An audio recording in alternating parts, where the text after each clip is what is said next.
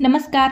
आज आपण झटपट 5 मिनिटात होणारं घावन आणि चटणी कशी बनवायची हे बघणार आहोत. खूप सोपी रेसिपी आहे, त्यामुळे व्हिडिओ शेवटपर्यंत नक्की बघा आणि चॅनलवर नवीन असाल तर चॅनलला सबस्क्राईब करायला विसरू नका.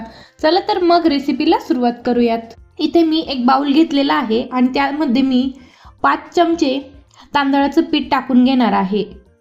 तर एक घावन बनवण्यासाठी 1 चमचा पीठ हे पुरेसं असतं. त्या अंदाजे तुम्ही तेवढे चमचे पीठ घेऊ शकता. आता यामध्ये थोडं थोडं पाणी टाकत आपल्याला याचं छान असं बॅटर बनवून घ्यायचं आहे. खूप जास्त घट्ट किंवा खूप जास्त पातळ ठेवायचं नाही, तर एकदम सरसरीत असं हे बॅटर बनवून घ्यायचं आहे. तर इथे बघू शकता थोडं थोडं पाणी टाकत याचं मी छान असं मिश्रण तयार करून घेतलेलं आहे आणि मिश्रणाची कन्सिस्टन्सी देखील तुम्ही इथे बघू शकता. तर आता हे बॅटर तयार झालेलं आहे. तर आता यामध्ये भाज्या टाकून घेऊयात. इथे तुम्ही तुमच्या आवडीप्रमाणे पालक, गाजर हे एकदम बारीक चिरून टाकू शकता आणि तुम्हाला आवडतील त्या भाज्या देखील यामध्ये टाकू शकता.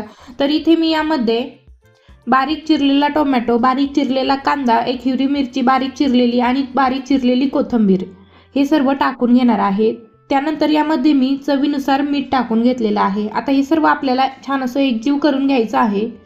तर आता हे घावन बनवण्यासाठीचं बॅटर तयार आहे. तर आता आपण चटणी बनवून घेऊयात. त्यासाठी इथे मी एक हिरवी मिरची, आल्याचा तुकडा आणि बारीक चिरून घेतलेलं ओलं खोबरं, त्यासोबतच थोडीशी कोथिंबीर. आता हे सर्व आपल्याला एका मिक्सरच्या भांड्यामध्ये टाकून घ्यायचं आहे. इथे तुम्ही यामध्ये फुटाणा डाळ देखील वापरू शकता, पण मी इथे वापरलेली नाही कारण की मी ही चटणी लगेच वापरणार आहे. तर आता यामध्ये मी चवीनुसार मीठ टाकून घेतलेलं आहे. आता हे मिक्सरला फिरून आपल्याला याची बारीक अशी चटणी तयार करून घ्यायची आहे. यामध्ये खूप जास्त पाणी वापरायचं नाहीये, तर थोडंसंच पाणी वापरायचं आहे आणि एकदम घट्टसर अशी चटणी बनवून घ्यायची आहे. इथे बघू शकता ही चटणी छान अशी एकदम बारीक अशी वाटल्या गेलेली आहे. आता या चटणीला तडका देऊन घेऊयात. त्यासाठी इथे मी एका तडका पॅनमध्ये थोडंसं चमचाभर तेल गरम करून घेतलेलं आहे. तेल खूप जास्त कडकडीत असं गरम केलेलं आहे. त्यानंतर यामध्ये मी मोहरी टाकून घेतलेली आहे.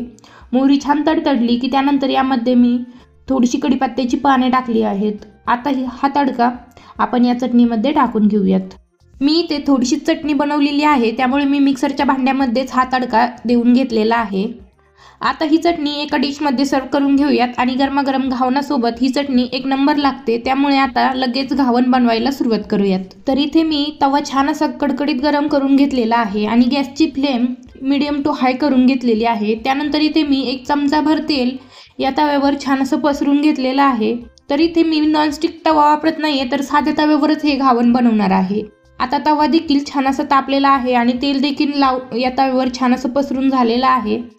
तर आता आपण हे घावन बनवण्यासाठीचं जे बॅटर आहे ते छान असं मिक्स करून घ्यायचं आहे.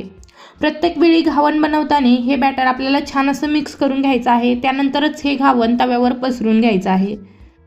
आता यावर मी 1 चमचाभर तेल छान असं साईडने टाकून घेतलेलं आहे. त्यानंतर यावर झाकण ठेवून 1 ते 2 मिनिटे आपल्याला असंच खालची बाजू छान अशी खरपूस भाजेपर्यंत यावर झाकण ठेवून घ्यायचं आहे. तर इथे बघू शकता खालची बाजू छान अशी खरपूस रंगावर भाजलेली आहे आणि छान अशी जाळी सुटलेली आहे. आता हे झाकण काढून आपल्याला हे घावन पलटून घ्यायचं आहे. तर इथे बघू शकता हे घावन अजिबात तव्याला चिटकत नाहीये आणि एकदम सहजासहजी निघालेलं आहे. तर आता दुसरी बाजू देखील छान अशी खरपूस रंगावर भाजून घ्यायची आहे. तर इथे बघू शकता या घावनाला छान अशी जाळी सुटलेली आहे आणि एकदम कुरकुरीत असं हे घावन तयार झालेलं आहे. अशाच प्रकारे आपण दुसरं घावन देखील बनवून घेऊयात.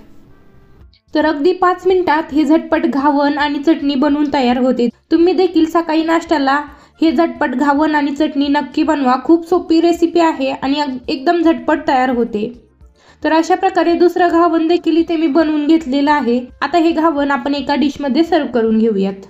चला तर मग आजची ही रेसिपी तुम्हाला कशी वाटली कमेंटमध्ये नक्की सांगा. रेसिपी आवडल्यास व्हिडिओला लाईक करा, शेअर करा आणि चॅनलला सबस्क्राईब करा. धन्यवाद.